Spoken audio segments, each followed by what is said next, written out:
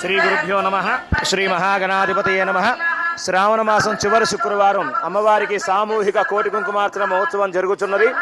మరి ఈ రోజున విశేషంగా అమ్మవారికి కోటి కుంకుమార్చనలో భాగంగా తామర పూలతో విశేష పూజా కార్యక్రమం జరిగింది. రేపు లక్షగాజుల పూజతో ఈ సంవత్సరం మరి కోటి కుంకుమార్చన పూర్తి చేసుకుంటున్నాము. మరి భక్తులందరికీ మరొకసారి అమ్మవారి ఆశీస్సులు.